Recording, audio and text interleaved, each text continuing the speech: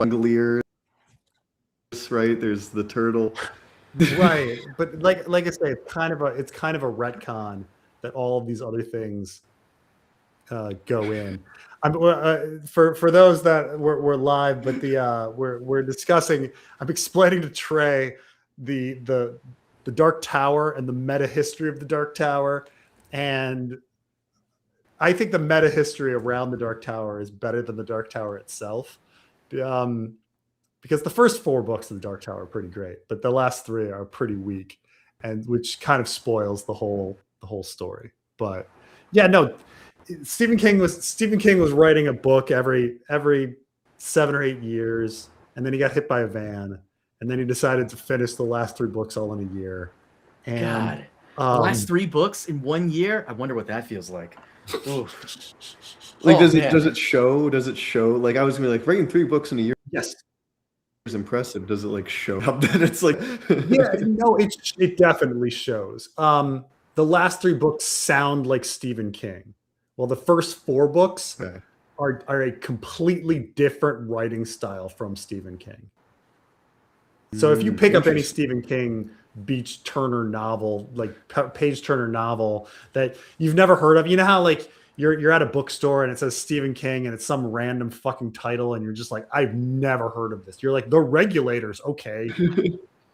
And you read it and it's, you know, it's good because Stephen King can write where you can just consume the language so quickly and understand and comprehend. You can read a 1,000-page book in like an hour. You know, it's just like he has this incredible writing style where people can digest it. The last 3 books are like that. But the first 4 books are denser and they're more like a fantasy novel. So Roland Deschain is this gunslinger who's based on Clint Eastwood's The Man with No Name, except he's in his world they're the knights. So they're you know, though he's a gunslinger, and there's this whole back history that you don't get to, and the 4th book is this prequel that kind of explains his whole backstory. You kind of get hints of his backstory, and then the 4th book kind of explains it, and it's quite cool. He's a gunslinger, but his fingers get torn off his hand in the 2nd book, and so he has to try to start shooting with his left hand. I don't know if it sounds familiar. It's Jamie. It's some Jamie right there. Yeah, so you know how I said like the first book, Gunslinger, it's Clint Eastwood is going across a post-apocalyptic desert trying to find this wizard, chasing after this wizard, and who's named Walter, and not Walder but Walter, and then and the post-apocalyptic world is an alternate universe where they drink not Coca-Cola but like fizzy pop or something. Nuka-Cola. Yeah. Mm-hmm.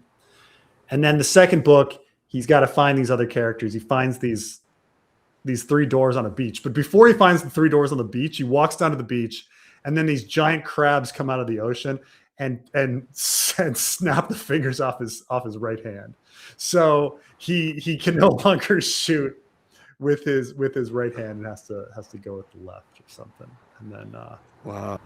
For me, the greatest thing about all of Stephen King's novels is always trying to figure out who in the story is Randall Flagg, because he always shows up randomly as like some kind of villain. Yeah, this is part of the weakness. So like as I say, after Stephen gets hit with the van, because in real life Stephen King gets hit with the van, he contemplates life and death and mortality and decides that he really needs to finish the Dark Tower, because that's what he really cares about. It's the most important thing to him, and of all of the books that he's done.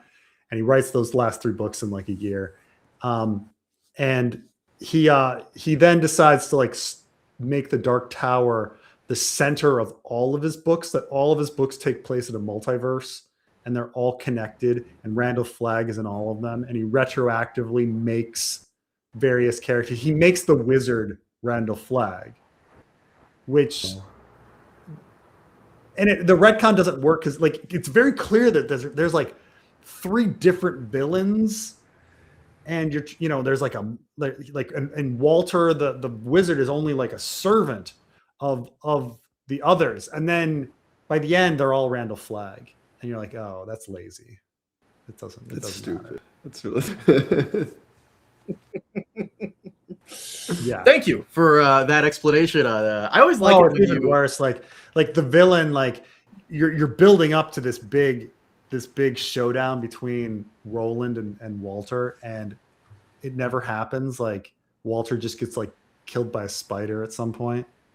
The It Spider? No, It's like- I think so. At one point, The related species. so at one point, Roland has sex with like a succubus air demon, and they like steal his sperm, and they shoot his sperm into the black woman in the wheelchair, I think, and she has a baby who's a spider, and then it just the spider just kills Walter. Like, if I'm remembering it correctly, it's like you read it and you're like, this doesn't make any sense. Somebody in the comments is saying Preston's butchering this. Sure. I know. Yeah. See, some people know. See, it's literally been 20 years since I've read The Dark Tower. So I'm gonna yeah. I thought it was a crap, but that's whatever. Like, it doesn't matter. Like, it doesn't matter. Like, getting the details and minutia correct about The Dark Tower doesn't matter, because clearly Stephen King didn't fucking care. He cared enough that it was what he was thinking about on his deathbed, but not enough to actually get the facts, the little things right. But yeah. Well, okay. Thank you for telling us about the Dark Tower. I like it when you explain like Lobstrosities. You're right. They're called lobstrosities. Did someone say that? That's what they're called. Yeah. Lobstrosities. They're a lot. Yeah. You're talking about the crabs that take his fingers? Yeah, that baby was called. Oh, little creatures. Oh my god! Yeah, look at these creatures. Thank you for the $2 dono, Dan. Stephen King is George. Oh man. Oh Stephen man. King certainly produced a lot more than George R.R. Martin. The Wins update is that it is the 10-year anniversary that we are celebrating today of the Forsaken chapter. It is Preston's contribution to the fandom. That is our Wins update, that it is a 10-year anniversary. So happy anniversary to everybody. We're probably going to be very upset with me for saying it's an update. Preston. Oh, right. That was of the Forsaken. We would say that this is the last chapter, chapter 2. It wasn't really released. He told everyone in the room not to record it, and then people did record it, and transcribe it. I suppose the Asha fragment. We get the Asha fragment as well later, but we got the Asha fragment later. Are you sure? Because I remember the Asha fragment being in 2014, and this was in 2016. Really? Maybe you might be correct. You might be correct. Because John Oliver. That was, I think, in 2014. Let me find that real quick. I posted this. So, of course, the Song of Ice and Fire Reddit, they have it of when the date of when everything was released. So, Victarion, that was 2012. Tyrion 1 was 2012. Barristan 2 was 2013. And then The Forsaken Balticon, May 29th, 2016. You were there for that. Yes. So you are correct, Carmine. It was 2014. Yeah. So this is I was wrong. The update is that it has been 10 years. 10 years. Happy anniversary to everybody! Yay! Preston, you were there. Can you tell us a bit about the chapter and what was it like listening to George reading it? It was. I remember it very clearly.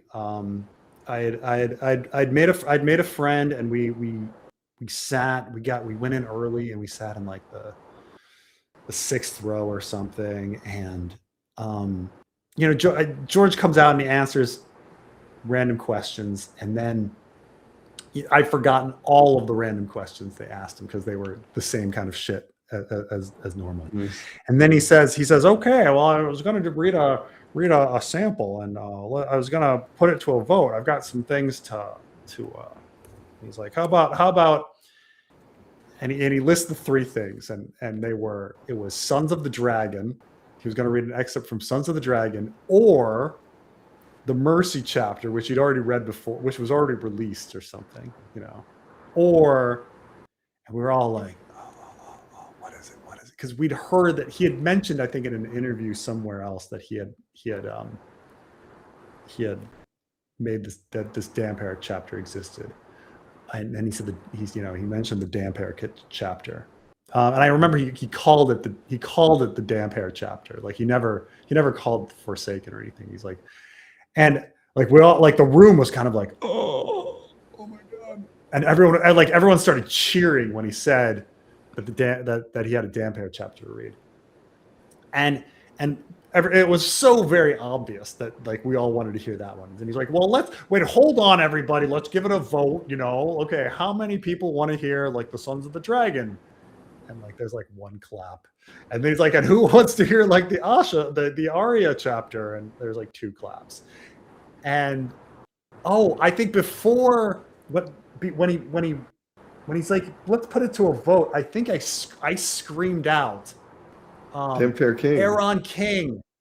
Yeah, and then everyone else in the crowd started yelling, Aeron King, Aeron King, Aeron King, like the King's vote. And then he like was like, hush, everybody, no, let's put it to a vote. Yeah, but I was a dickhead, and I screamed out, Aeron King, and everyone started screaming Aeron King. So anyway, then he had and then he's like, oh, the Aeron chapter, and the whole room, of course, erupts for Aeron. And so he then begins, and it was never in any doubt. It was never in any doubt. Read that one. Okay. I mean, except in the sense that he's like, oh, let's give it a vote, and you're just like, I mean, that 0.001, like, oh my God, why is he putting it to a vote? Why is he doing this? We all want to hear Aeron. No, if somehow he reads Mercy again, God, kill us. Out of all of the sample chapters he's released, is the Forsaken the best one? It feels like it is, because it's the one that kind of puts Euron out there as like the Antichrist, kind of. I mean, it might be one of the best chapters of Ice and Fire, period. Really? I mean, in my opinion. Better than that Theon escape chapter? The Theon escape chapter is really great. And Daenerys 10, A Game of Thrones, is really great. And the Kings of the Drowned God chapter, the King's Moot, is really great. I mean, there's really great chapters, and maybe I'm connecting like the emotion of when I heard it that day, but he started reading, and the room became so deathly quiet. Like it was just, you could hear a pin drop. It was just, everyone stopped, and he read it, and we're all just eyes wide open, like just listening. And then I just remember he finishes, and and then he tasted salt, and there was this moment where like still the room was like, it's as if we'd all been punched in the gut. We're just like, and then like after this like very long pause, people kind of realized it was over, and the reaction of how good it was like finished, and then everyone just like erupts in this enormous fucking applause. It was a very, very memorable, wonderful moment of like, it was a straight up, as I talk about, like, how when we talk to Elio, and Elio is very nostalgic about how much he fucking like, how much joy the series brought him, and how great it was when a new book came out, and how you just like fucking read it, and there was so much joy in like reading that book the first time. It was like Elio Garcia level of joy, like, oh, this is so incredible. And it was just such a excitement, such buzz like that day. Does the record have the audience reaction to it, or does it there's the record reading the story? Like, curious to know if you find it. Yeah, I have to check the. Well, I got this thumbnail. Crazy that from like he Preston's video. published it, like that we wouldn't know about it all if somebody didn't record it. I guess fan summaries. Yeah, but I we mean, wouldn't more have, than like, one person text. definitely recorded it. But because I, Thank God. Crazy. yeah. It's also kind of crazy to me that in the same month 10 years ago, not only did he release REM, but he released this. We had 2 sample chapters in 1 year, in 1 month. 1 month, yeah. Honestly, he should have just continued releasing sample chapters like a fucking manga. Like, you know how like some Trey knows what I'm talking about. Like every month you get like a new manga chapter. That's how it was for Attack on Titan, Berserk. Like not every week, like every month. Just fuck it, man. Put it behind a Patreon or something. Make it like $10. Fuck it. Just get some money, whatever. Or put it out for free. Fuck it. Put it out for free. When's the winter? Every week, every month. Fuck it. Instead, we have House of the Dragon. Before we get to that, I wanted to talk about the super chat real quick. This person here says, which Game of Thrones character would you pick to draft a Game of Thrones fellowship? Is there any collection of characters that could resist the ring and get the job done? Oh, this is for so you're talking about Game of Thrones characters to go on the fellowship in Lord of the Rings. Yeah, Ned Stark, Jon Snow. What are they doing in the Fellowship? Like, what's their goal?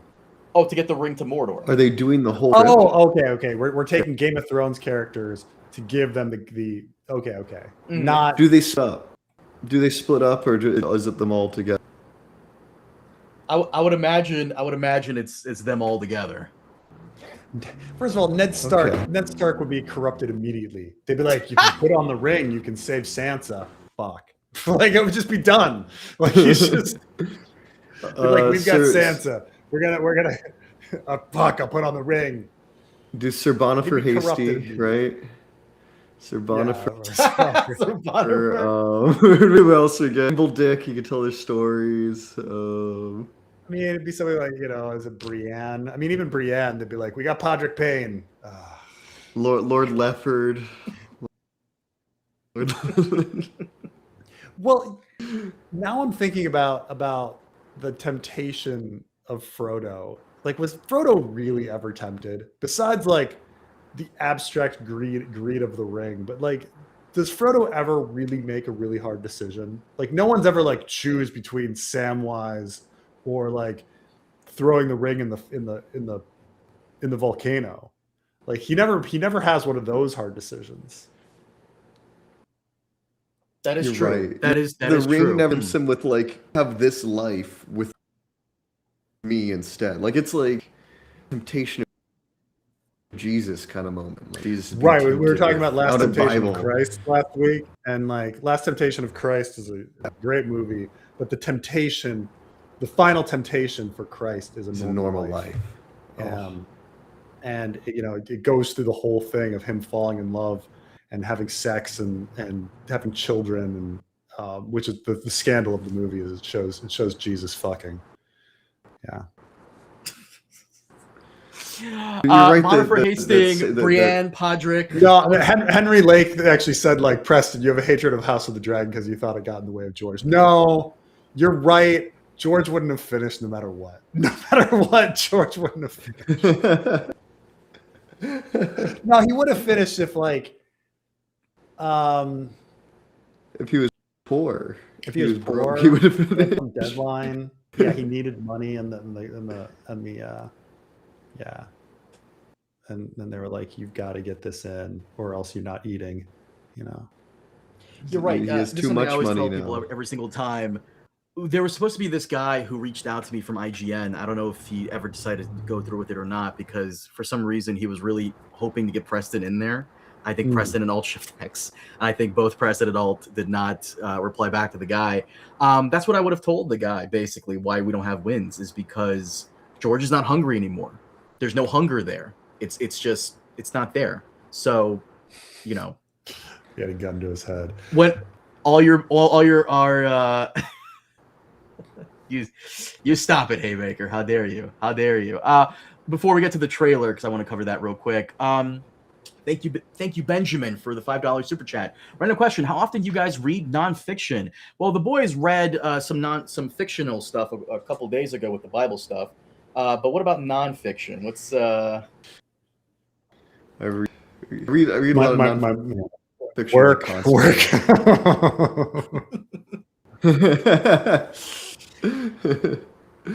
I read a lot of history stuff, tons of history. Yeah, Trey's a big fan of the history. But you like a particular, like you love like Mediterranean history, right? Like, are you reading like the Hamilton book and the John Adams book and that kind of stuff, or is it? I'm trying this here. I have like a list of books I read per year. Like I like Wild West history a lot. Like I like Native American, American Indian, Wild West, Aztec, conquistador stuff. I really like that. Like you're right. I do have my like the chunks that I prefer. Like I like that stuff, and I like Mediterranean. I really don't like history that much. I like Greek, Bronze Age stuff is really Egyptian stuff. A while back, like.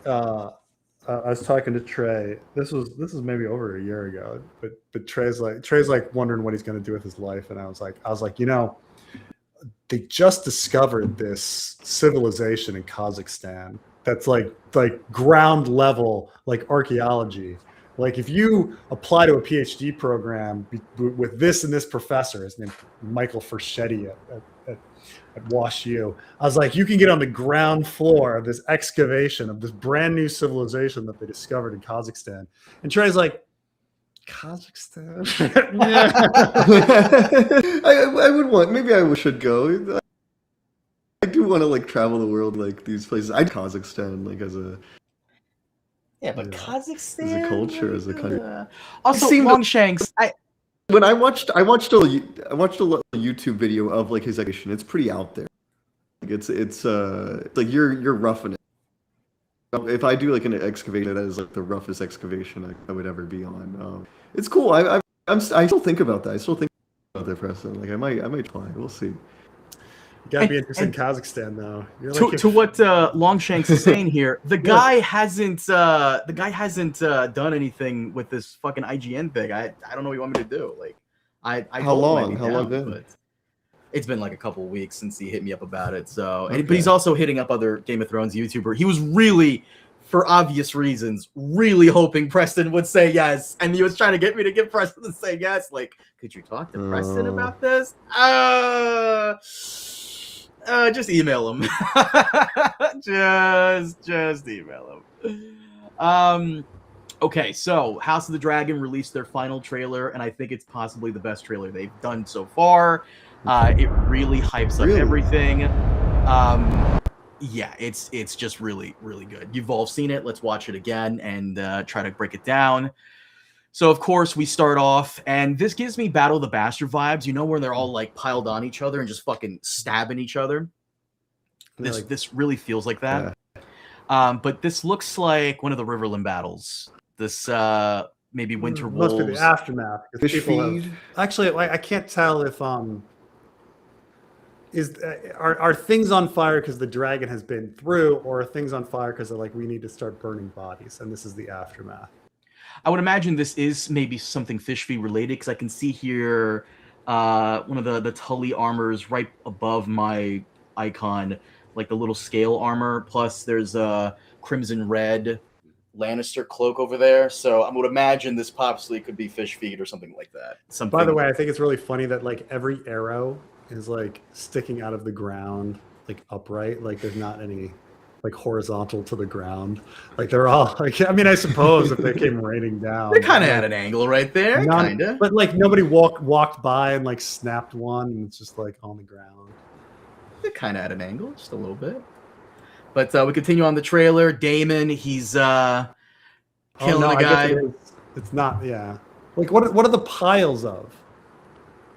Bodies. But the fight is currently going on. It looks like it they're was done. Like they were like pressed up again. Like it looks like the battle is already done, and they're just finding like random guys who didn't escape, and they're just killing them. Oh, okay. But Okay. I'm just saying, like, making those big pyres takes a lot of time. And Ooh, here we look have that like trireme. That's like kind of a ancient Mediterranean ship right there. Whoa. Yeah. Wow.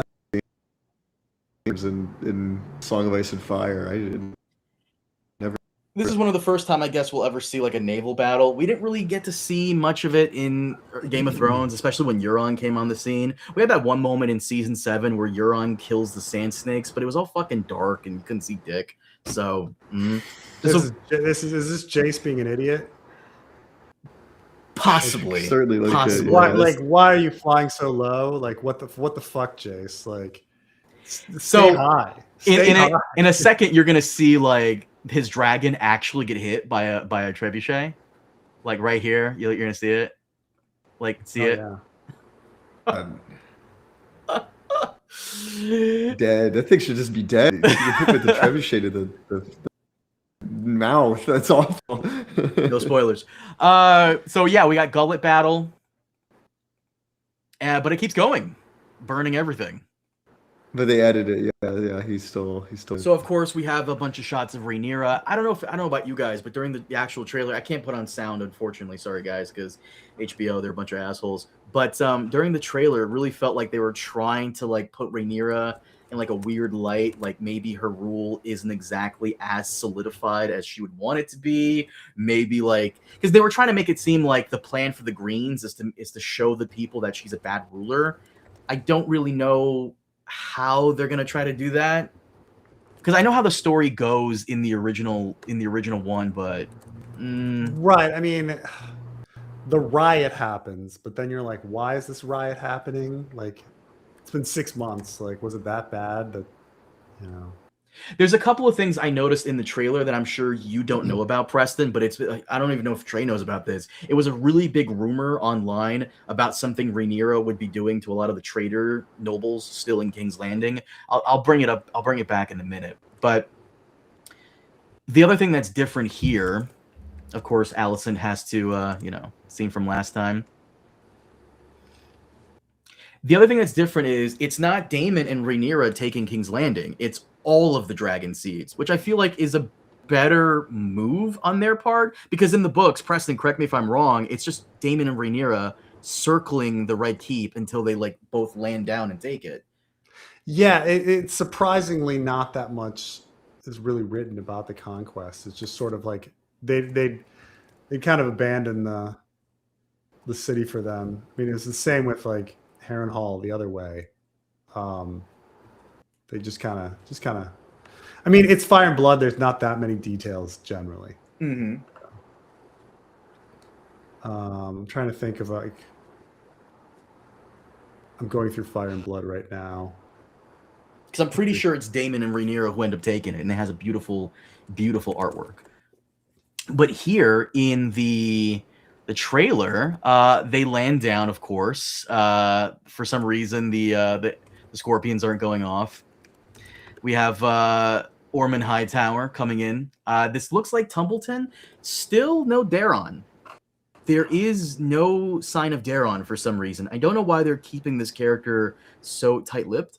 And I'm actually starting to wonder if there even is a Daeron. Like, did he die? There has to be. I don't know. Why aren't they showing us?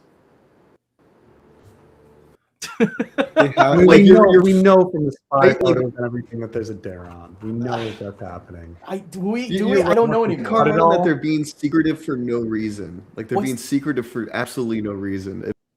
This is a character that's going to be here the entire season. Right. Like, why are you in secret of him? What's the fucking point? What's the point of like? I don't get the point they're trying to make here. That like, like why not? We see his dragon. Okay.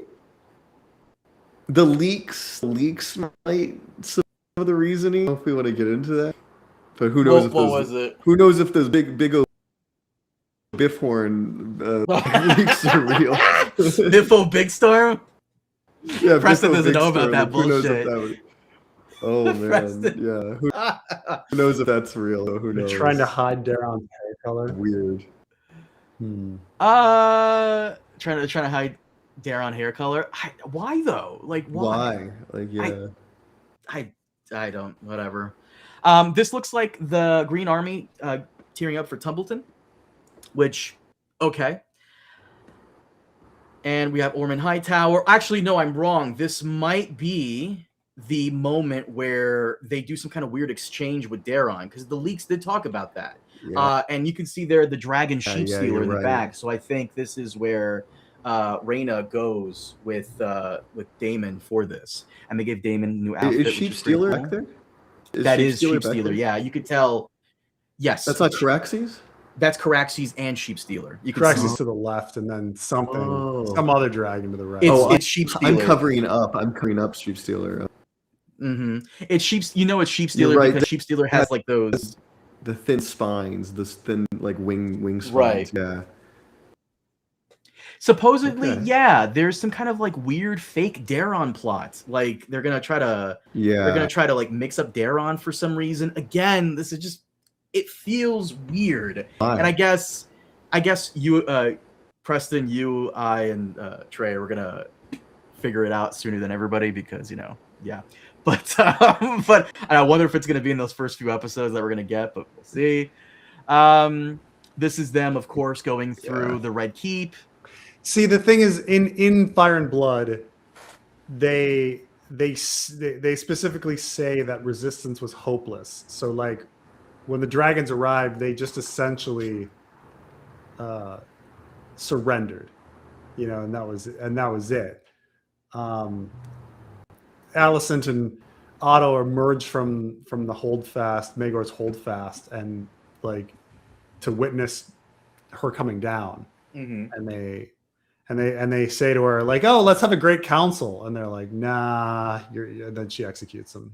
By the way, another character. I'm glad you mentioned Otto. He is nowhere to be found in any of the trailers. I don't think I've seen him one time. Darren and Otto are nowhere to be found for some reason. To the person here who says that's Silverwing actor on the show, in my opinion. Oh, Rhys Ifans. Yeah, I'm a huge fan of that. I think he's awesome in that role. You're a huge fan of Notting Hill. His performance in Notting I've never Hill. I've never seen Notting Hill. Let me see Notting Hill. What's his what's his name? Reese something? He's like the goofy, crazy roommate. In Rhys Ifans. You might have seen him as the crazy elder, one of the elder brothers from Little Nicky. He was also I've never seen him in anything. He was also in Spider-Man, the Amazing Spider-Man. Oh, I've never briefly seen him in any of these movies. His role in Notting Hill is very memorable. The Rat Catchers. Yeah, I remember that. To the person who said here that it's Silverwing, not Sheep Stealer, you are wrong. Go look at Sheep Stealer's like fins at the end of or spine at the end of her wings. That it was definitely Sheep Stealer. Santa Ninja 27, come back when the episode airs, and we will see who was right. I want to see you in my comments again. It's cannibal. It's cannibal the whole time. It's Grey Ghost. You did. You missed the Winds news. The Winds news is that it's coming out in August alongside the play. But so yeah, news. There's no Winds news. Oh my god. So this scene here, all the dragon seeds are there. I don't know how strategically good that is. That every dragon seed is in one place at the same time. That could be really bad very quickly, but. Okay. What is she saying here? Fuck. I don't want to risk this, but I want to know what she's saying. Without further blood. That's right. She wants to take the King's Landing without further bloodshed. And of course, Corlys comes in and says the Queen has many dragons. Oh, by the way, so I'm a little confused with Alicent here. I thought everything was cool now that Rhaenyra took over, but she's trying to get Helena out. Who's that baby? Who's the baby? Is that baby Maelor or whatever? What's Maelor the this thing? It possibly could be. That'd be the other one, right? It's the little girl, yeah. The other Jahara. Okay. Mm-hmm. The other twin. Remember that you could turn four sets of twins in this story. I see it. I can't turn the subtitles on. I can't. Believe it or not, they can also get me for that. Yeah. They can also get me for that. As stupid as that sounds. As stupid as that sounds. Supposedly one of the leaks said that Helena might be pregnant, a couple months pregnant, maybe. Baby. We'll talk about that in a minute. And of course, all the townsfolk are. There's what's her name? Hammer. Hugh Hammer. I don't even know. Oh yeah, the wife of Hugh Hammer. Yeah. His hair looks it looks whiter. Who? Corliss? Corliss, yeah. He's bleached it. Going a little gray. Right? Doesn't it look a little like? Yeah. I remember it being grayer last season. Right? Or something. That's a good point. Dre. Aegon is gone. The deal is compromised. True. That is true. Here we have Aemon going through Harrenhal, just lighting shit up. Yeah. And of course, because Aegon is gone, you're right, the deal is compromised and things are not looking good. For some reason, Helena is crying. I do wonder if they're going to do that thing. So George did kind of spoil season 3 a little bit, but I wonder if they changed things because he did spoil it. Remember how George was complaining that Ryan Condal was going to have Helena kill herself for no reason? So I wonder if it's because maybe she miscarried here and she's like burying the child and crying, or maybe something else happened off screen. But just give her a prophecy. Just give her, give her a prophecy. And of course, we have this might be Largent, Luther Largent, maybe the commander of the city guard. Largent. Isn't that isn't that Dunk's? Isn't that I'm sorry, not that's Arian's sword, Arian's dirk. Oh yeah. No, hold on. Wait a minute. Dagger Watch. Dagger Watch 2. We're talking about the other daggers. Minute. Stop. Let me see this. Let me look this we up. Fucking made it all the way through Dagger Watch, and the dagger we ended up finding is fucking Daemon's. No, it's different, right? It's different. No, it's the same one, don't you? They pulled it from the God's Eye. It's definitely that clamshell fucking thing. Well, let me get this straight. They instead of pulling the fucking dagger, they pull this. They pull this fucking bullshit sword. And you find your fucking. Yeah. Oh my god, I see it there. Oh my god, you're not wrong. Oh my god. You. Did he not see my videos? Yes, I saw your video. Fuck! I see it here. Arian's dagger. Let me get this straight. Wait, hold on. You're telling me that these assholes don't pull out the dagger? They pull out this other fucking who gives a fuck sword? It wasn't a full sword. It was like a shorter kind of dirk thing, like this length. Because I think Daemon might have 2. No, he doesn't, because his sword is fucking. Watch. Was it though? Is a dirk a dagger? Dirk, yeah. Because his regular sword is Dirk's sister, but he also has this like dirk that he carries with him with the clamshell, and Arian stabs it through Dunk's hand. Right. And Dunk is like waving it around. Yeah. Oh my god. Is a dirk a dagger? Yes, it's a specific type of dagger. We were also successful in finding fucking armor, like horse armor. Horse armor that was passed down from House Hightower to House Ashford. Let me get you boys out of here. Let me get out of the way so we can see this fucking thing. They're keeping Darren a secret because he's secretly Tom Holland. Perfect. Okay, so Luther Largent, cool. All right, one more. You guys got to stop with the good shit. Charlie Dirk. Let me get this out of here before I get in trouble. So anyways, continuing on with this. Comments always get me. Rhaenyra and Daemon together walking through the Red Keep. Of course, Masari is there. I wonder if her accent's gotten way better. It was better from season 1. Season 2 was way better. We'll see if it continues to improve. Wait, can you go back to Massaria for a second? Sure. Is she?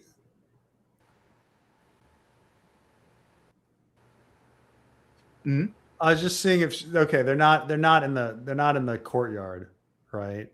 No. They're not where because we haven't seen the werewood in a while, is what I'm saying, Mhm. or the lemon trees. The lemon trees. Those are gone, Preston.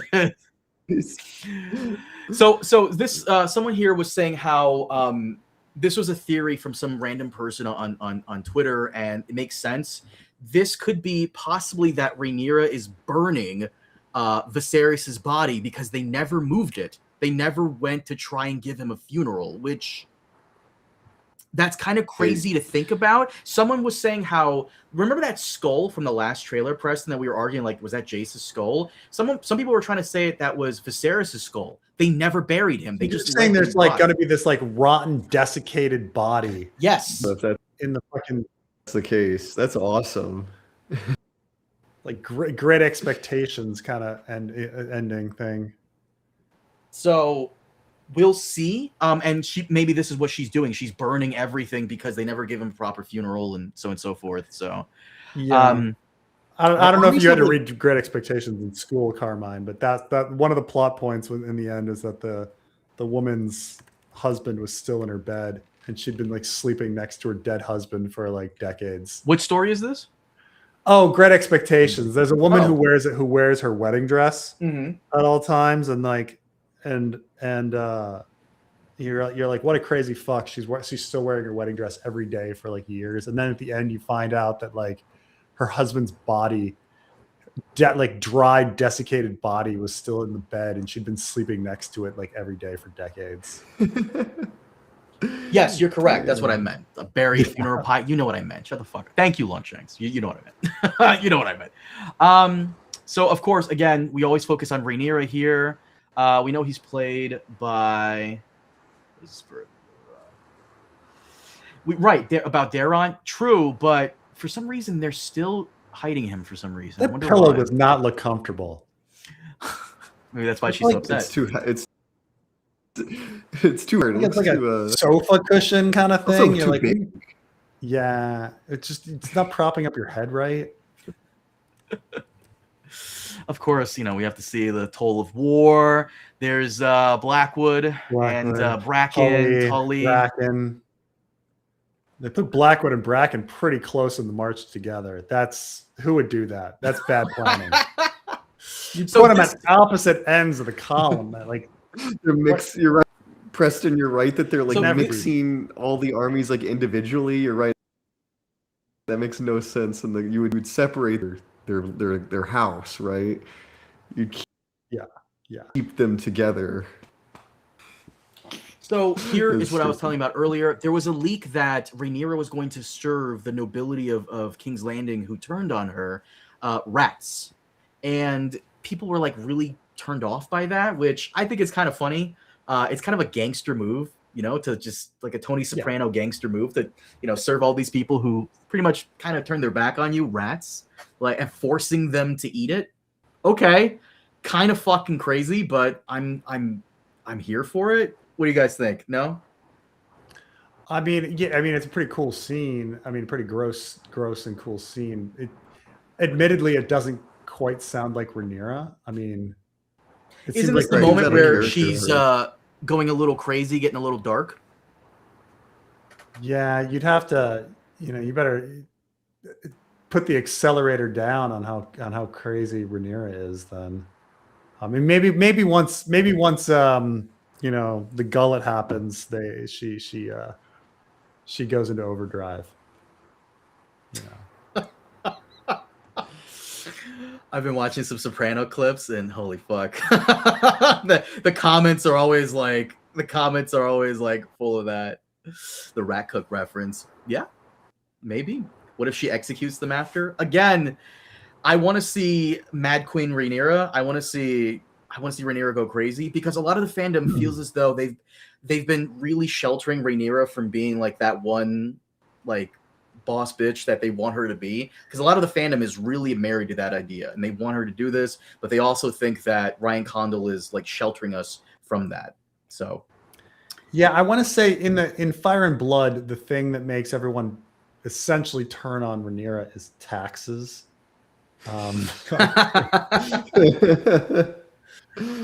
Pretty much why everyone gets angry at her is that she put taxes to fund the war. Isn't that a whole thing in with medieval England? I'm pretty sure.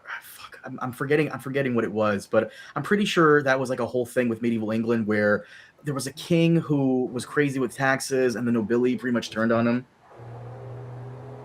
You know what I'm talking about? One of you guys must know what I'm talking about. I can't think of it off the top of my head, the name of the king, but I'm pretty sure.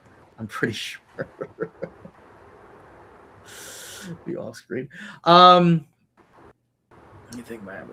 Okay, so I need to continue on with this because these guys got to leave soon. So Rhaenyra looking pretty suspicious here. Ormond Hightower, probably in Tumbleton, maybe, talking about how he wants to make sure Rhaenyra is viewed as a weak queen. And as she's walking down, the people are greeting her. And then, of course, we see Queen of Bastards all over the streets of King's Landing. Not going with Maegor with teeth. They're not going... Maegor with teeth? Does anybody Maegor really... with teeth was supposedly the insult they called her. Yeah, but Maegor. Are the casuals going to know who Maegor really is? No. No, they will not. Right. My enemies have been allowed to muster their strength. She'll certainly fail. The Winter Wolves outside either the Golden Tooth or another random Riverland thing. Them hyping them up, which, by the way, I love the Stark shield is back. I love this so much. Can't wait to see Chibs from Sons of Anarchy because that's him right there in front. There's your girlfriend, Black Alley. This should have been a character that premiered last season, in my opinion. Because I feel like last season was lacking in really cool new characters. And we might have another situation where they add in a bunch of new people towards the very end. But if they're following the books very closely, maybe these characters are only going to get a couple minutes of screen time anyway, so who cares? Throne. Well, who's the eyeshadow? Is that Black Alley? Black Alley, yeah. Can we get a good look of Black Alley there? Oh yeah, she's got. I guess she looks kind of cool. Yeah, she looks like she's from some sci-fi. Looks like we got the This should be Prince of Dorne behind. You know who this looks like, Preston? This looks like fuck, I'm forgetting her name. The chick from The Expanse, the one that they expanded her role. Fuck, I forgot her name. She at the very end of The Expanse, she ends up being like the leader of like the combined forces. Fuck, I forgot her name. I love her character. Fuck, I forgot her name, but she kind of looks like that. She reminds. I don't know. She seems like a character from Resident Evil or something to me. I don't know, or something like. Yo, Jedi, why'd you say that? Now I'm gonna fucking think that's Will Ferrell behind her. It kind of looks like him. Fuck. You're right. It does look like Will Ferrell. Nice. Fuck. Nice. Don't do that. Don't do that. Don't you're gonna fuck me up. Anyways. With the advice, Lord Farrell. Don't do that. You guys are fucking me up. Don't do that. All right. So Black Alley, Winter Wolves, and of course, dragons, battles.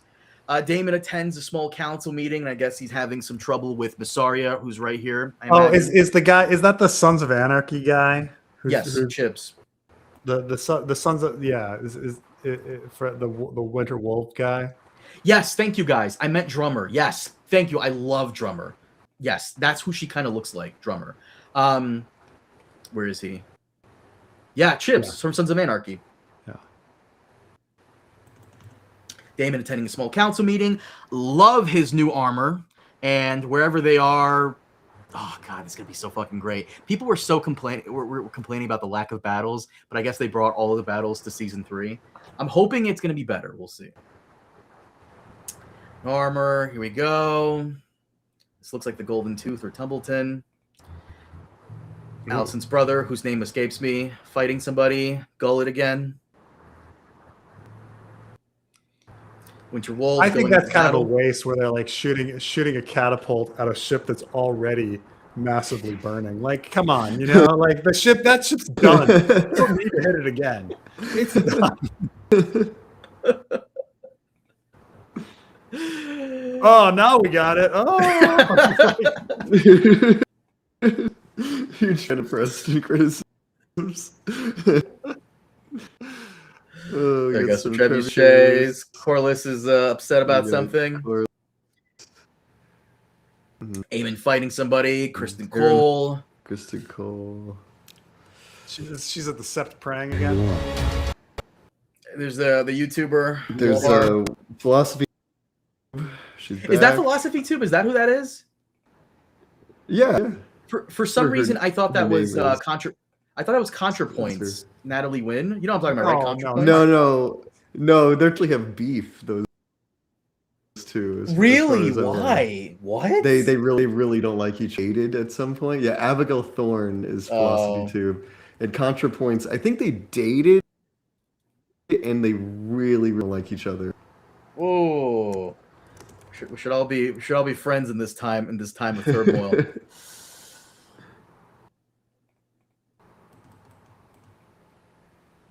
And then the diorama's back. It's time for some Warhammer. It's back. The figurine. I don't know what they're doing with this. What could they possibly do with this? Like dusting it off. They're gonna break Preston. They're dusting that shit off. They're like, yeah, baby, back. The little model, the Warhammer figurines are back. What is the function? What is the function plot-wise? I think, like, is that her thing? She really loves Viserys. She's like, Dragon eggs. Aegon is here. Rhaena. Wet blanket. Rhaenyra losing her sanity. Allison for some reason. Daemon worried. This is what I want to know. What the fuck is this? Are they all like charging at the people in the center? Is this... Mordor, the orcs are surrounded. Mordor. I can't believe you guys haven't heard Aegon leak speech. I think I might have. Feel free to send it to me on Twitter. Link it to me if you can on Twitter, because I think I might have heard it. This final trailer has no Aegon. Yeah, even though he's one of like the main guys. Oh. And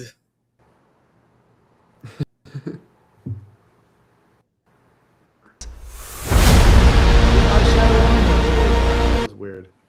Her look there. It could be Butcher's Ball. You're right. It could totally Butcher's Ball. I love this. Trust Trey to know the RedTube beef. You know the RedTube beef, my dude. So do you know why they hate each other? Degrees of Tube is like one. Like, I'm like a friend of one of her friends, and I think her like they very bad breakup.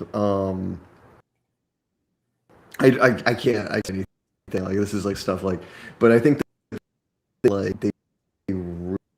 don't like each other now. For something ContraPoints think, but look by again, the point, this is by all the way, rumors. when you put in Philosophy Tube in Google, it auto completes to Philosophy Tube BG3, Philosophy Tube, and ContraPoints. See, there you go. Philosophy Tube. Oh, it's very well known beef. Yeah. Anyways, what did we think of? What did we think of the trailer? It was pretty fucking hyped. I was actually, I don't know, man. Like, I didn't hate season 2. There were some problems with it, but so far these trailers have been pretty good. We're gonna get lots of battles. We're gonna get some, hopefully, some book accurate stuff. Maybe they might include something original that we'll like the Rhaenyra Daemon stuff from episode 2 that I thought was amazing. I don't know. Like, I'm excited. Preston? Yeah, I mean, it just looks like it's going to be nonstop battles, so people tend to like that. You know, I don't think from the previews it doesn't seem like there's going to be any plot at all. It's just going to be fucking rumble after rumble after rumble. And I was surprised with leaks. Like when I look at the history and what battles are supposed to happen, you know, I'm always like, why don't they combine Fish Feed and Butcher's Ball? Like, that would be an easy combine in my mind, but I don't think they did. I think they're having those as two separate battles where I'm just like, okay, if you want. But it's just, so it seems like a lot of action, not much else. Yeah. So how it goes. I'm excited. I truly am excited. Where is Tristan Truefire? Hey, look. Cornish law, dude. Yeah. Where's Gorman get pale hair? I guess, yeah, they've got enough characters already. They don't need all of them. But yeah, no, the trailer looks. Massaria was still floating around in their story. Trailer looks good. I'm excited. We are going to, just to give guys a heads up, we're going to try to get the screeners, but we're going to do things a little differently this time. People were complaining about how we did it. So what we're going to do is the moment we watch it, we're going to do a recording. It'll be all set for when the episode goes live. And we're also going to do some commentary tracks. Hopefully Trey will join us for that. The other thing, yeah, Trey, you're going to join us for that? Oh, no, yeah. The other thing, before I let you boys go, do you want to open up this can of worms?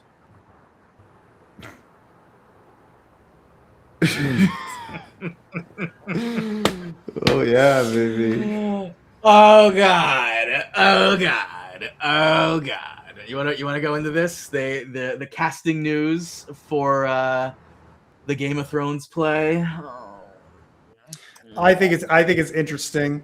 But the thing is, I was in theater, so like this doesn't surprise me at all. Like Carmine sent this to me, and he's like, so this literally happened today. He sends me the casting news with the names and pictures, and I'm going through it, and I'm like, Catelyn Stark was at Harrenhal? Like that was the thing.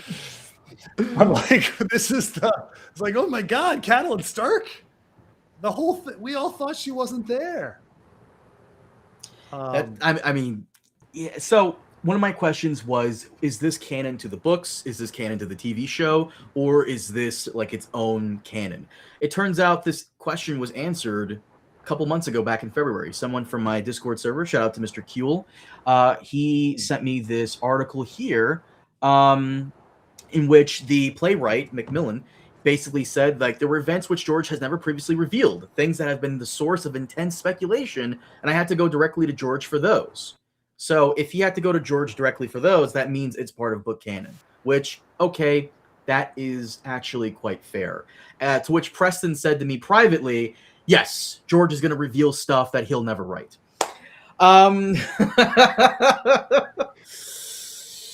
Stop saying shit like that. My quote. What was my quote specifically? Your quote specifically was, hey kids, spend thousands to come to England so I can spoil some books I'm never going to write. Yeah. There's two things that people have intense speculation about. Okay? I mean, one is the Night of the Laughing Tree, which is who gives a fuck. The other is what's the dishonoring of Ashara Dane mean? Like, what is that? And I think those are the two things people think about. Well, do you mind if we go over the casting? Sure. So George did actually comment on the casting. They got his comments for this. Martin, who serves as executive producer and creator, said, I love this cast. They bring all strength, flaws, and intricacies within these characters that drive this important chapter of Westerosi history. They have a fire in them, and I can't wait to see them bring that fire to the stage. Okay, great. So let's check out our main characters. We have, I'm putting it up here, Harmony Rose Bremer as Lyanna and Noah Ritter as Rhaegar Targaryen. And we have Michael Abubakar as Ned Stark and Miles Barrow as Benjen Stark, which this has been the cause of a lot of controversy on social media because, of course. And I got to say, the grifters are sleeping very, very soundly tonight, knowing they're going to be able to pay their rent for the next 17 years by complaining about this. And I'll admit, when I first saw the casting, I was like, why? like I understand why they did it for House of the Dragon, because House Velaryon in the books, they're not, they're white skin people with, purple eyes, whatever. But Ryan Cogle came out and he said, oh, the reason we did this was because of diversity. I'm like, okay, you know what? We covered that. Me, Preston, and I covered this years ago. I'm like, okay, fine. I respect that you actually said it. And it turns out the House Velaryon being black, that actually helped quite a bit, especially with the whole strong boys thing. For the theater, I'm not familiar with theater. So I was like, why? And then Preston explained it to me, and other people who did theater, they explained it to me as well. And it started to make sense. So Preston, do you want to go into that here? I mean, sure. I mean, generally speaking, the theater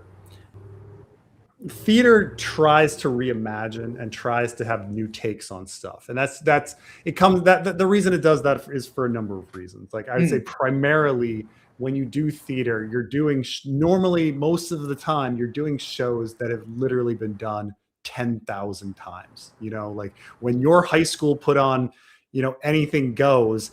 That's been done a lot. So how are you going to do it different? Or when your college did the Glass Menagerie, or it's got to be different. You've got to bring something special to your interpretation of the text. And so there's generally an idea when you do theater that you're gonna make it different and striking and shocking and new. I understand that this is the first time this show has ever been put on, but you got to understand that these are theater people. And so when a play is put before them, they're like, how am I going to make this different and strange and reinterpret the text and do things differently? So it's very clear that they're taking the situation of the Faith of the Seven being the dominant religion in Westeros, but the Starks and the North being a different religion, and they're saying, okay, let's do that with England in mind, and say, okay, in England, most people are Christians, but we've got this Muslim minority, or the British Empire is out there, and we have these states where there's this other religion, Islam. So let's have that conflict of Islam Christianity to mirror a conflict of old gods versus the new gods. Now, Carmine and Trey and I have actually noted and complained that one of the things that George drops the ball on is actually having a big conflict between the Faith of the Seven and the old gods. Like the people get along way too well, considering that they worship completely different religions. And George drops the ball on this. So this is a reinterpretation. This is not actually adapting what's in the book, which is fine. This is theater. They're reinterpreting it. They're actually creating something, when I think about it, is kind of better and more interesting. I mean, there would be a taboo to marrying Northerners, considering that they don't even follow the Faith of the Seven. There should be a weird taboo, right? In this play, a bunch of Muslim guys showing up to a Christian party and romancing people, or being in romantic relationships, and people thinking about marriages. Like, yeah, that'd be fucking crazy. That would create conflict, right? So in some ways, I think it's much more interesting than it's a specific thing that I think George dropped the ball on. And so I understand why they're doing it. Like, I understand, someone saw that. They said, okay, religion in the North is old gods, religion in the South is new gods. How do we have that conflict and make it quick? I mean, the people are on stage in a second, and you're making this point about the British Empire and England and all of this. So you got to understand that, unlike when movies come out and people are like, oh, is it going to be a faithful adaptation? Or when a television show comes out, is it going to be a faithful adaptation? No one does that with theater. With theater, it's always, how are they going to do this different? You're always going to theater being like, well, what's their spin on this? And so there's always a mentality of not being faithful, of doing the exact opposite. So when people, if anybody coming in and being like, oh my God, I can't believe they're casting all of these like these Arabs as or Muslims as Starks, like that's what theater does, you know, like that's the medium. So They of course they continued this with both Brandon and Rickard.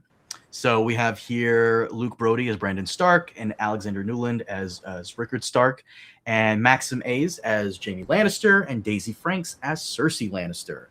I can totally see Maxim as Jaime, no problem. Totally. Daisy Frank as Cersei, whatever. Sure, she's fine. Whatever. You gotta understand it. Like, she needs to be more of a bombshell. She needs to be here. First of We're all, talking you gotta about Cersei. understand, like, British shows always have like kind of average women where every character is like, oh my God, she's so hot. So again, it's like a British thing. Like, It's a British thing. like, it's true though. Like there's so many shows. Like you're watching these like comedy shows and everybody's like, oh my God, she's so hot, and it's just like it's literally like an average woman off the street, and you're just like, what? they got for Jaime, like that for Jaime right there. That's true. He's pretty fucking hot. Yeah. Here we have Kel Mastena as Arthur Dane and Tanisha Spring as Ashara Dane, Elizabeth Iredell as Elia Martell, and Edom Ita Duke as Oberyn Martell. I hope I'm saying everyone's names right. I don't want to be an asshole. So yeah, they're going with a different style for our Dornish characters. That's different style is your term for black people.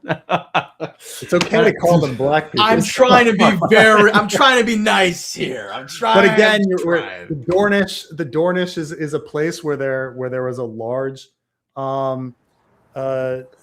a different ethnicity came in who were not necessarily a different religion, but a different ethnicity, different racial breakdown. So of course I can completely understand that. And there is this strange racism animosity for the Dornish that is even more intense than the animosity for the Northerners, even though the Northerners are a different religion, which kind of mirrors black people, right? Like people hate black people, like are racist against black people more than they are against Muslims, you know, based on the race thing. So it's kind of similar with Dornish. So, I mean, it makes some sense, you know, that this separate area of Westeros that's you know racially different and is the subject of discrimination and racism. I mean, it makes sense, you know.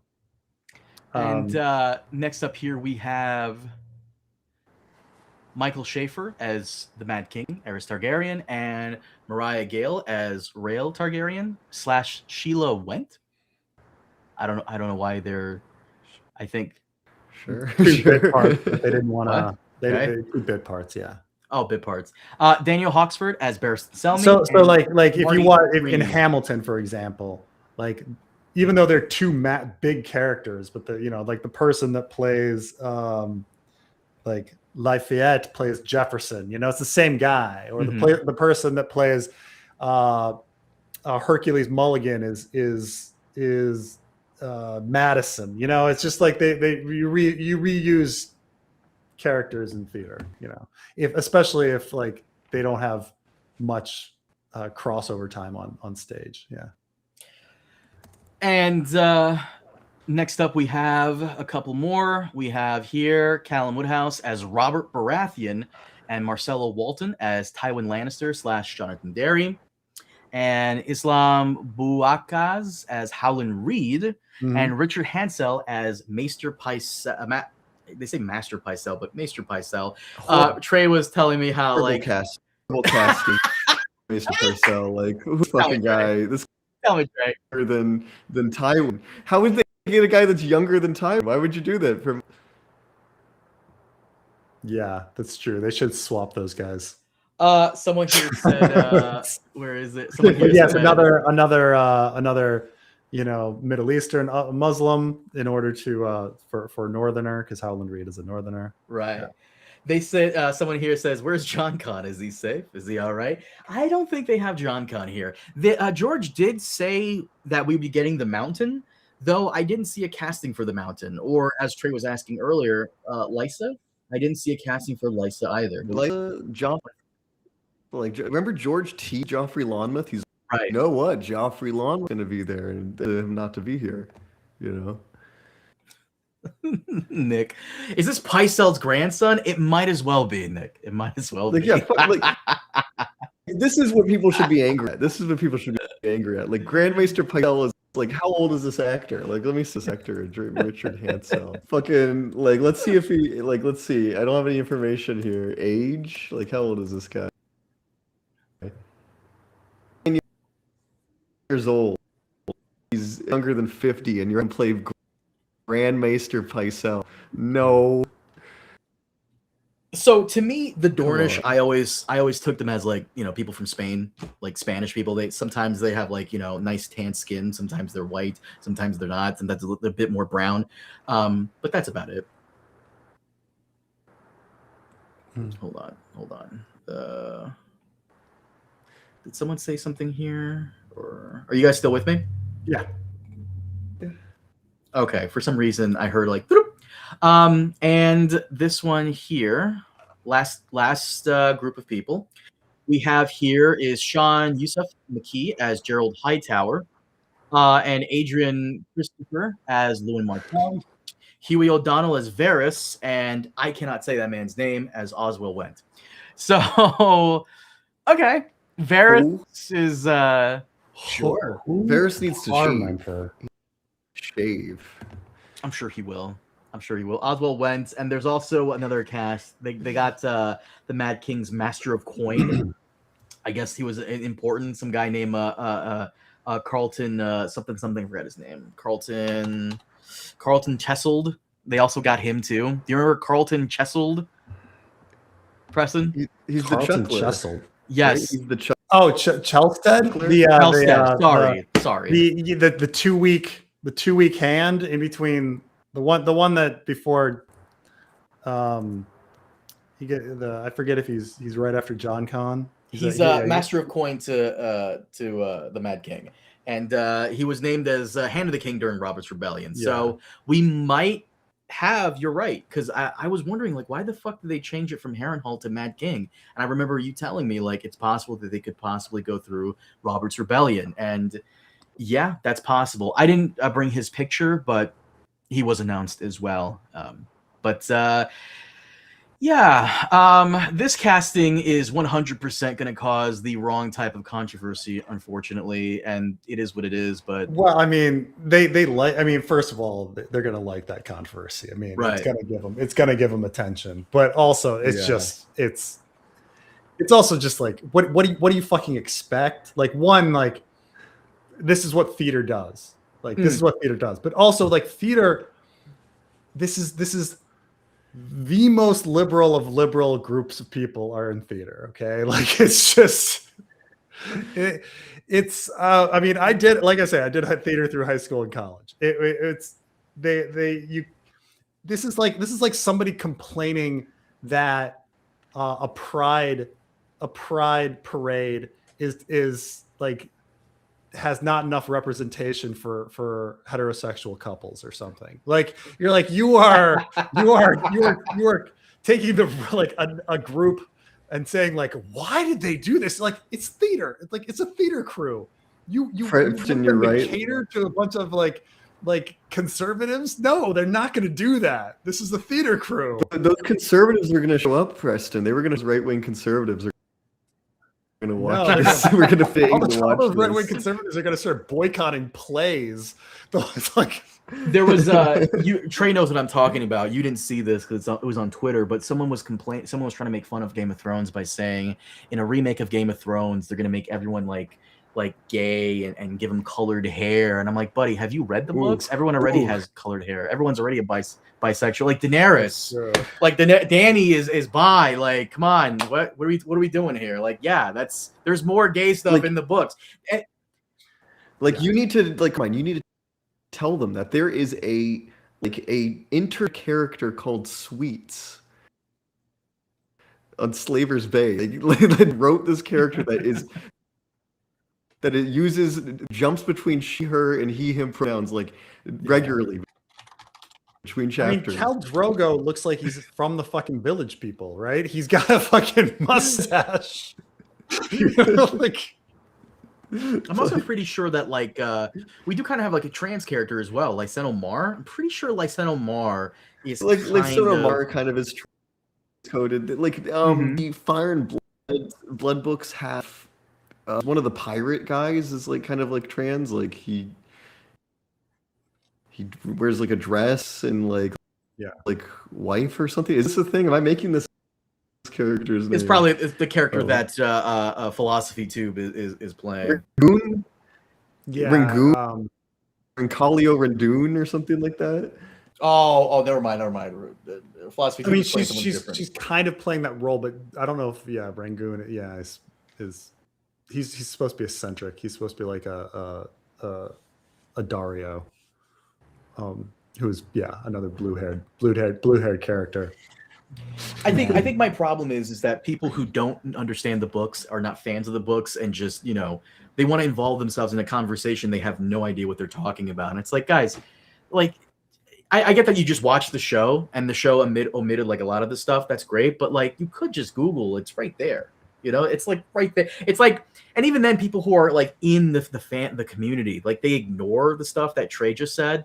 Like all these characters who are there, who are queer and who are like gay and that dye their hair. Like that's George. That's from George. Like I'm not gonna say the person's name, but like that fucking psychopath. Preston knows what I'm talking about. Homeboy is a huge fan of Ice and Fire, or so he says. But it goes against everything he fucking like. All right, so there's been a lot of studies about why, as you go up education, people become more liberal, and one of the reasons is that liberal people tend to be more open to new ideas and understand nuance. Right. So the more intelligent you get, you're open to new ideas and nuance. And so when you think about like grifter conservatives, like who are just like, they don't get it, they can't understand it. So when we're talking about like our sociopath boy, like he's clearly a dumbass. He clearly does not understand Ice and Fire on any level. Like he just doesn't fucking get it. He just doesn't understand. He's just like, I like a book with cool battles, and you're like, you don't understand. Like, to say like, oh, they're trying to make Game of Thrones woke. Like, what the fuck are you like? Have you read the books? Have you read the books? Like, there's so many gay characters. There's so many trans characters. There's so many sexually ambiguous characters. There's so many people that are all over the place. There's so many minorities. There's so many people of different religions. Like, ironically, the show removes some of them, like Jalabar Row or fucking Alayaya. They made Jalabar Zo straight, Morkoro, Zoro and Daxus. They made straight, right? yeah. And was anybody complaining about that? No, they complained that they made him black, but they didn't. But they forgot that they also made him straight. Right. So they took a white gay guy and made him into a black straight guy. and they complained, like they balanced each other out. Yeah, I know, right? By the way, so I was talking about this with Preston, and Preston was trying to say like, it makes sense that the Starks are what, Preston? Muslims. It makes sense that they're Muslims. Yeah. So, and I have to ask you this because like, it's interesting that you say that. Like, if it makes sense to you that the Starks are Muslim, does that mean we should reinterpret that first Bran chapter, like Ned as the leader of the Caliphate, unjustly beheading someone to indoctrinate his child into fundamentalism?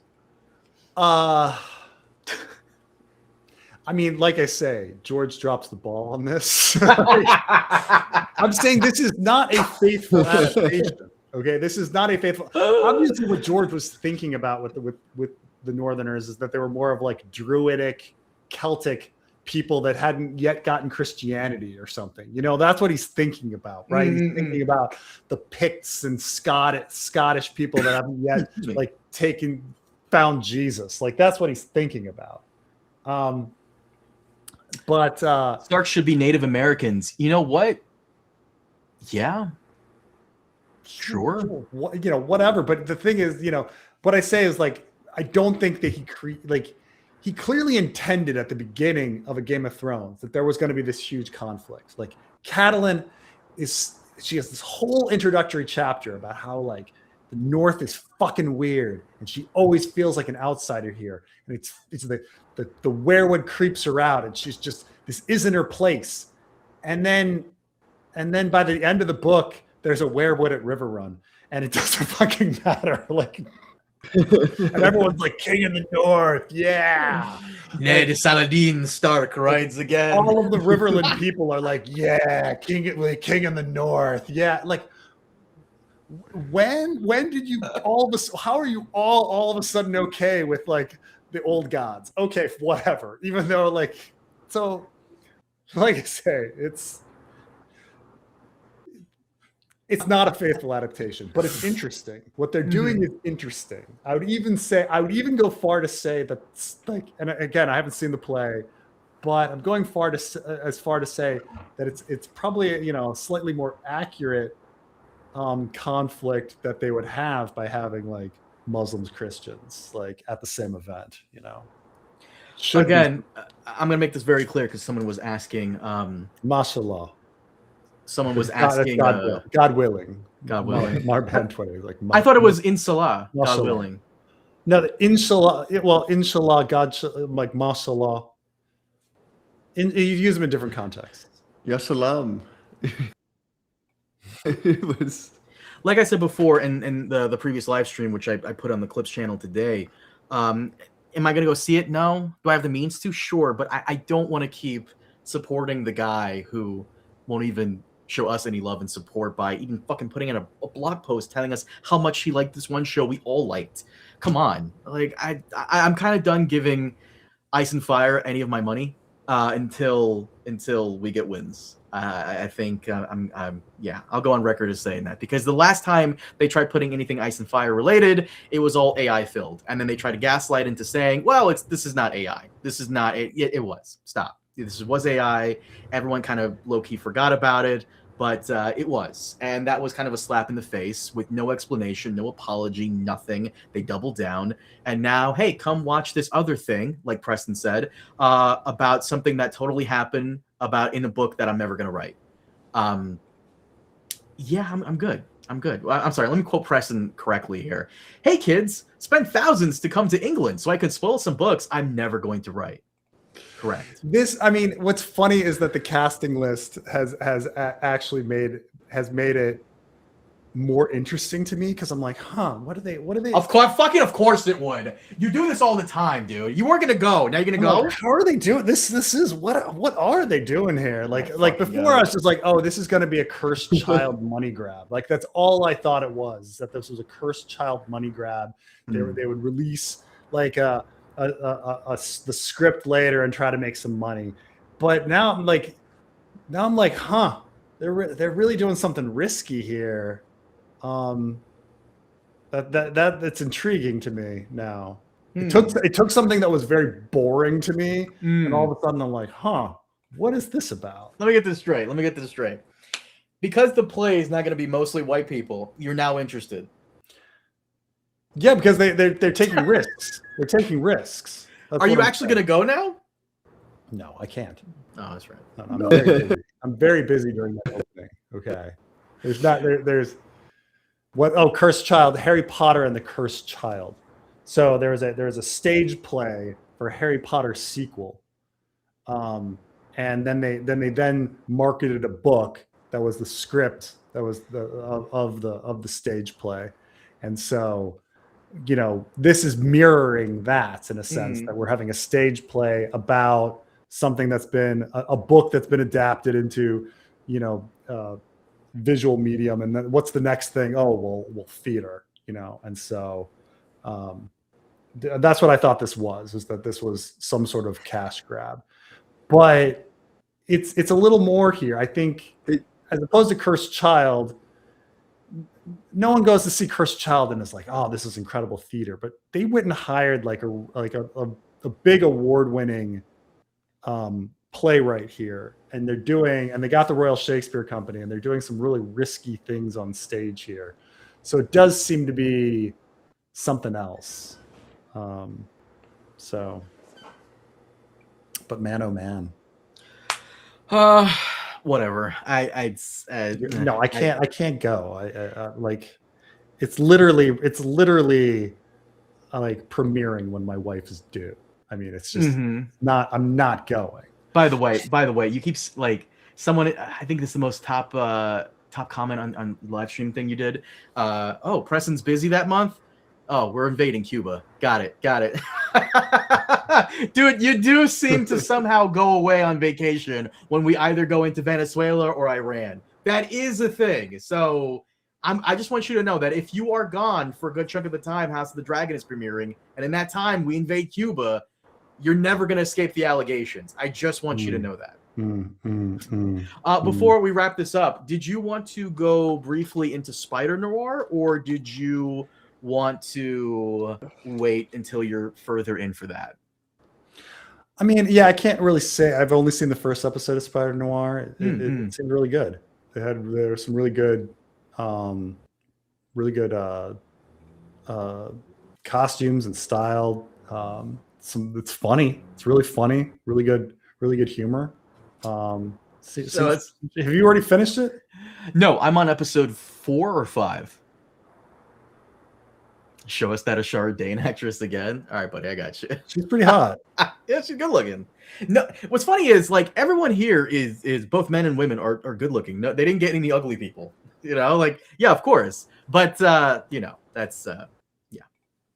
So we'll see what happens. We'll see what happens. I just find it does make Rhaegar look like a fucking racist, though. What? Oh, okay. I mean, does it though? I mean, it kind of. Do you? They kind of did that for that, like that. He's moving from black wife to mixed race, Arab.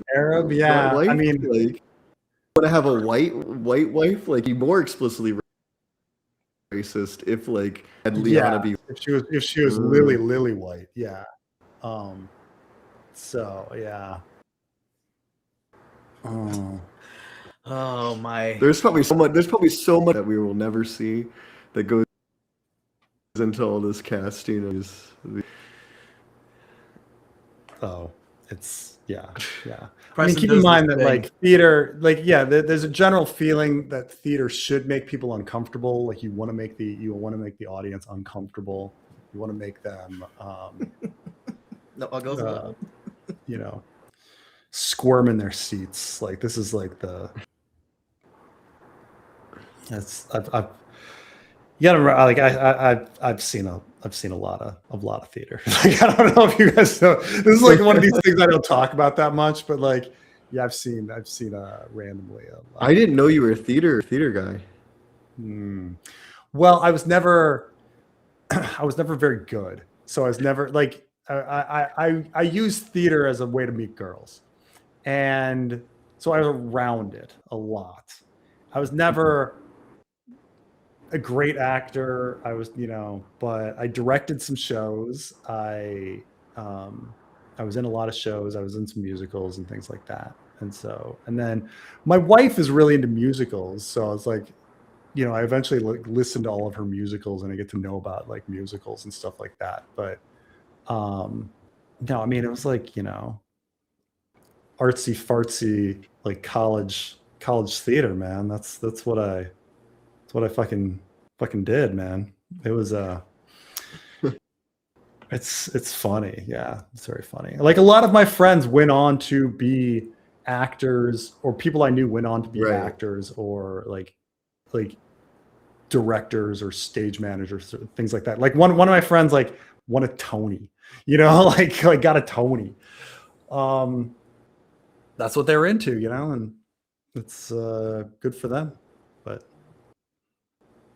by the way, Trey, I know you're wanting to use this program that I'm using to live stream. Like, yeah, I fucking hate like how Preston's Ecamm thing is only for Mac. Because look how dog shit this is. Look how dog shit this looks. chat feature sucks. Like, it's so dog shit. Like look at that. it's so stupid. Yeah. Preston really has the good. Cam is significantly better than the Restream. Restream kind of is not. Restream's like you can't just like when he's Preston, he's like size up and shrinking him and putting him in the corner.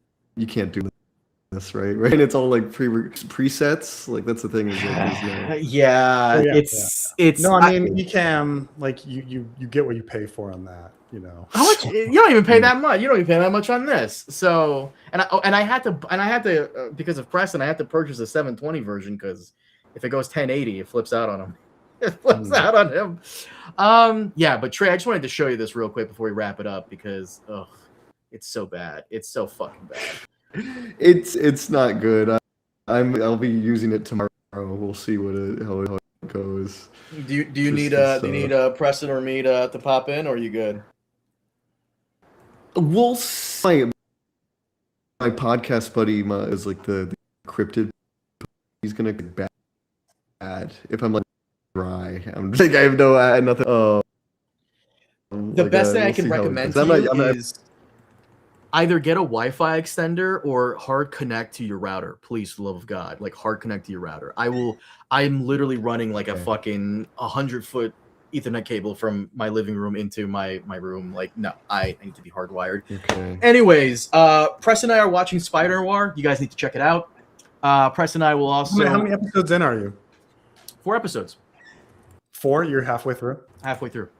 Yeah, it's interesting that they made him Ben Reilly instead of Peter Parker. You know why they did that, right? I did. I looked it up, and they were like, people. They thought that they would confuse the audience, and they thought that the audience has too many connections with Peter Parker being a high school student now. Mm-hmm. Also, allowing people to die because, not to spoil it for you, there are moments where he kind of just grabs somebody, and he's about to get shot, so he just grabs a random guy, and he puts the guy in front of the gun, and the guy gets like blasted. So like Total Recall. You'll see what I'm talking about. You'll see. There's a scene in Total Recall where Arnold Schwarzenegger grabs like an innocent civilian, right, and like uses him as a human shield. This is not an and innocent the guy civilian. gets like killed. The guy gets like 100 bullets like put in him, and you're like, oh my god, like that was an innocent person. Like, but no, you'll see. It's there's a reason why Peter Parker is supposed to be like a super innocent white teenager, straight guy. Well, I think it's the function of the movies keep making Peter Parker a high school student. The comic book, Peter Parker hasn't been a high school student in the comic book since the 1960s. Okay, like we have been dealing with adult Peter Parker for literally 60 years. Okay, like. Adult graduated from high school Peter Parker. Like we think of him as an adult from a comic book perspective. So like when you create like Spider-Noir Peter Parker, you don't think high school student. But then all of a sudden 3 fucking sets of movies come out where they may have high school Peter Parker in all 3. Mm-hmm. High school. And you're like, oh fuck, well I guess Peter Parker is a high school. And the last one is the worst. The last one, they cast like a 9-year-old child to play Peter Parker, and I'm talking about Tom Holland. Like, it's just So it's now when you put Nicolas Cage as a 62-year-old man as Peter Parker, who like, can't run. Shout out to Luke in my Discord server who pointed this out to me. Nicolas Cage cannot run. He's 67 years old, so every time he runs, we were having this conversation about Picard. It's like every time Nicolas Cage runs, it's like a stunt double, quite clearly. Yeah. But I don't know if is it Humphrey Bogart or like the little accent he puts on, like you forget that Nicolas Cage like. He can actually act. Of course. I'm just saying, like, I love the accent he puts on, like that old 1920s, old-timey accent. So, watch Spider-Noir. It got very good reviews. It's really good. It's really fun. Very good. Definitely watch it. You're watching in color, not the black and white. Yeah, of course I'm watching it in color. I don't need to watch anything black and white. Dude, I grew up without cable. I remember watching like the Addams Family marathon on Halloween and the Twilight Zone marathon for New Year's. I'm done. I'm done. Color all day, every day. I don't need to do a thing. Have you watching it in black and white? I tried and then I switched over, and the color is so vibrant that I'm just like, I don't want to miss like all the work they did on these like beautiful scenes. So one of the moments I was switching back and forth, but I remember he goes to the nightclub to see the woman perform. Right. And it's just like such a brilliant scene with all this color. And you're like, whoa. You know who that is, right? The woman? Yeah. She's that universe's version of Felicia Harding, Black Cat. Okay. Her name is Kat Harding. And it was just, but I was just like, whoa. After that, I was just like, I don't want to miss all these like beautiful colors that are in this, because I think it's maybe that's it. Maybe, I mean, maybe it's too saturated. It's very, very vibrant, maybe overly vibrant. But that's the thing. I will admit that like it ruins the noir feel. All of a sudden, you feel like you're in Wizard of Oz. Really? Like, it's Wizard. You know, it's like Wizard of Oz vibrant to watch it in color, and then it's noir to watch it otherwise, but you're missing all the work, you know? So it depends if, you know, I admit watching it in black and white is probably more, you know, feels real noir and feels right, but at the same time, it I don't know. Count Balerion here. In my day, it was all black and white, though some people did have color. I know you're an older guy, and Jesus, I don't know how you feel, brother, about watching in black and white, but I got to watch this in color.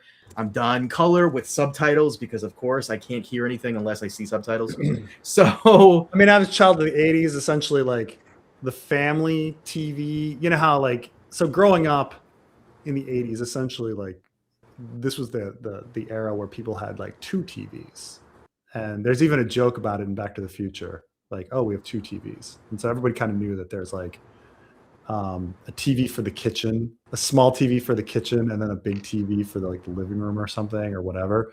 But usually, like a lot of times, people the second TV is the old black and white TV, and the new TV is the color, right? So like, I was still living in this era, like growing up in the '80s, like people's second TV was the old black and white TV.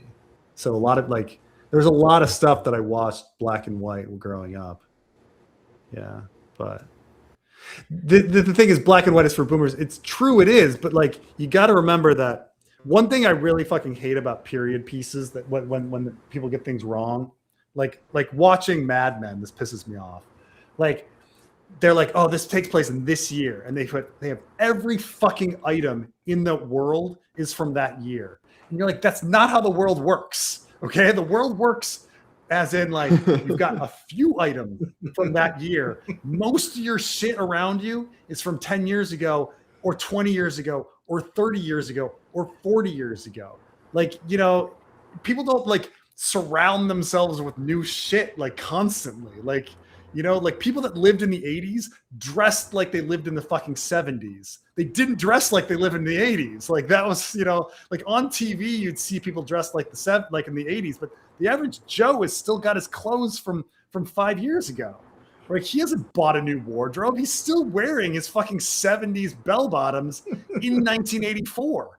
Like this is like the fucking like world. I love you, dude. They get wrong. They get never change. Wrong constantly. Like. You know, like how, like Carmine. How old's your sweatshirt? A couple years old, yeah. Only two? A couple, a little bit more than a couple. Why? I'm just saying, like your clothes. Some of your clothes are probably 10 years old, right? Yeah. Yeah. So it's just, but it's the same with these TVs. Like I grew up in this era. Like getting rid of those black and white TVs, like, or I mean. The equivalent. Trey, you're a young guy. I know we've been living in the world of flat screen TVs like forever, but you still remember like people having like a fucking big chunk TV that's not a flat screen TV. Oh, That's It's like a big giant back. It's like a big chunk It's TV not. is It's not. like, It's not like Oh. like square. It's like It's not like the one cathode like ray. cube, It's not a. It's not. I said this is like a 15-year-old TV or something like that, or like it's a tens, early 20s. I'm still holding on to after all these. I haven't bought one that like you can just pick up really easily. You know? When I first started Right. dating my wife, her and her roommate had like a proper tube TV, and to get local channels, they still had fucking rabbit ears. And in DC, there was like a day in which they finally shut off like local radio transmission. So like they had to like stop. They're just like, well, our TV doesn't work anymore because like they've like the end of rabbit ears. Like it's like. That's And crazy. to what a spooky kitty here is saying, and that's nothing compared to every character from. Yeah, we had this conversation. This is something I was explaining about, like the Odyssey. I will take. I don't give a fuck what period it is, Roman history, fucking. As long as it's not like Romance Three Kingdom stuff, feudal Japan stuff. Any other period in fucking history, British accents are always welcome over American ones. I just can't take. This is You seriously, if you're like, I can't take Mark Wahlberg seriously as Caligula, but you know who I could take seriously as Caligula? The fucking guy from who played director Krennic. Fuck, his name escapes me. What's the actor? God, he's so good. old. He's a bit too old to play Caligula. Okay. You know what I Caligula's mean. like I think there's a difference with when you're talking about posh Ben Mendelsohn. British versus working class American. It'd be proper to compare posh American to posh British. Have you or guys working seen class British? Have you guys seen the original Ben-Hur? No. Original Ben-Hur back in I've seen 56. it, yeah. The Charlton in all the American accents. They have the transatlantic, just normal American accent, the radio broadcaster accent, and it's fine. Like they intentionally the Romans have British accents, like the Jewish American accents. They intentionally like, did that cultural divide with them. So like you will hear like normal American accents in like some older movies, and it doesn't that much. It's not that big of a deal. So having the accent thing, that's kind of like casting a bunch of Muslims as Starks and black people like him. It's a little. So like, you're saying like what Ben-Hur did. Let me be very clear. Let me be very clear here. If everybody in this picture right here has a British accent, that'll actually be completely and utterly okay.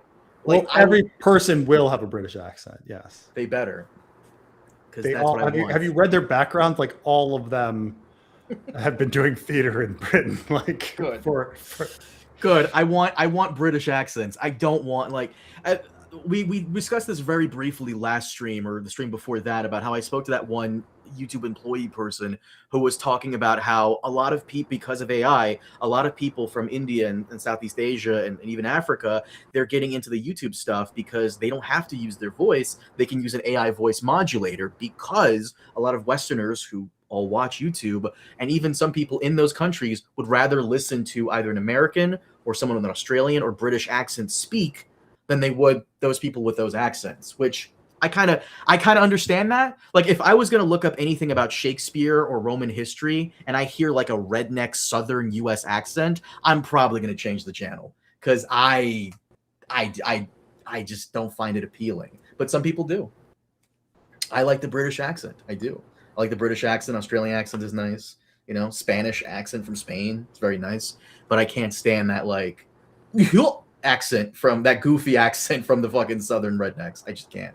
I know you agree with me, Trey, but you're too nice to say it. I don't agree with you actually. I've been working on a video that discusses this exact thing.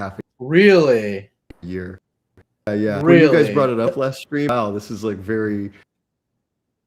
Like it's funny that like I for this video years ago for the Gladiator movie, Gladiator 2, where what's his name? Black guy. He's in Denzel Washington. Denzel Washington. He uses his Brooklyn or Bronx or wherever he's from in New York. Flack for that. People got, if you were on like the classical side of like Twitter, having all these like dumb tweets, and I argue that like that actually is a very interesting thing to do to show the diversity of the Roman Empire, because that's the thing, when you make everybody British accent, you make the Roman Empire seem like it's this homogenous thing where the same accent. We know that Romans had probably more different accents than Americans and British, like more than that, like where it's almost like maybe it's because in every show or movie where you see Romans, they're usually doing evil shit, and I think that's why I kind of like it. Like British accents of people doing evil shit, it just works. Sorry, British people, it just works. But at the same time, I did it for Star Wars. Right. I do think that to British people, it's a very different experience. Like the Gendry Davos difference to a British person is hilarious, but to an American, you're just like, that's just two fucking British people. Like you just don't even think about it, even though like Gendry Davos do have completely different accents, and they're supposed to be from the exact same location. And to an American, you're like, it doesn't take me out of it. But to a British person, it's like, this is why, right? You know. I mean, if you imagine if like, yeah, you know, it's just. I think if there were certain things in America, like if there was a movie in America about like two kids growing up together and one guy had like a posh white accent and the other guy had like an urban black accent, you'd be like, these guys grew up together. Why do they have completely different accents? And you'd be taken out of it. I think that's like that for British people, where Davos Gendry is apparently ridiculous, but to our ears, we're like, you know. It sounds nice. Anyways, I mean, I know you guys have to go, but I'm down to keep going. Go ahead. No. So, long story short, Spider-Noir, definitely check it out. It's great. I fucking love Spider-Noir. It's pretty good. By the way, real quick, Preston, did you notice at the very beginning of Spider-Noir, like literally the first 2 minutes, he says how someone once asked him what universe this is. So I think this might be post Into the Spider-Verse or Beyond the Spider-Verse. Yeah. That's what I took it as. Yeah. So there it is. Boys, do you mind if we wrap it up here? Yes. Yeah. Guys, thank you so much for joining us all with the stuff regarding House of the Dragon, the Game of Thrones play. Fucking hell, this ratio on this video is gonna be crazy because of that conversation. Guys, as always, see you all next time. Have a good one. Let me click this.